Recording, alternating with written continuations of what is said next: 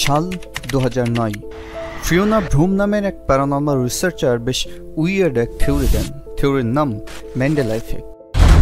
The Mandela effect got its name because there was a very large segment of the population that believed that Nelson Mandela died decades earlier. Apparently, it's never been the case. The Mandela effect. Either we're sliding between parallel realities, or like a simulation, and it's glitching out. Do you hear yourself right now? Maybe it's in my head, Claire, but what if it's not?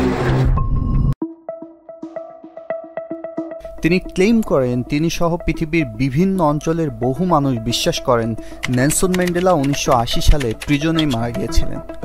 যদিও এই তথ্যটা মিথ্যা, কারণ Nelson Mandela jail থেকে বের হয়ে দক্ষিণ আফ্রিকার প্রেসিডেন্ট হয়েছিলেন এবং বেঁচে ছিলেন 2013 সাল পর্যন্ত।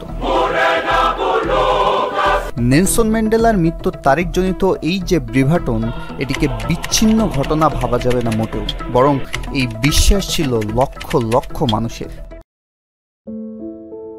পৃথিবীর ভিন্ন ভিন্ন অংশের এতগুলো মানুষ কেন একই মিথ্যে ঘটনাকে একইভাবে বিশ্বাস করল?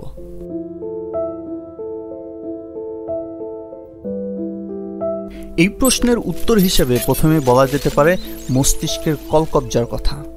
মানুষ মনে করে ব্রেন মূলত অতীতের স্মৃতিকে রেকর্ড করে রাখে, যেটা পুরোপুরি ঠিক না।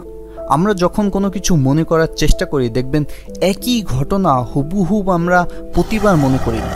প্রতিবারই সিনারিও কিছু না কিছু চেঞ্জ হয়ে যায়।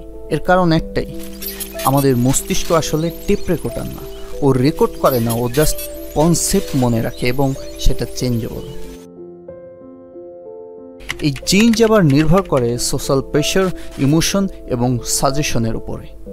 ঠিক যে কারণে ম্যান্ডেলা এফেক্টের মতন এরকম উইয়ার্ড এক কনসেপ্টের জন্ম।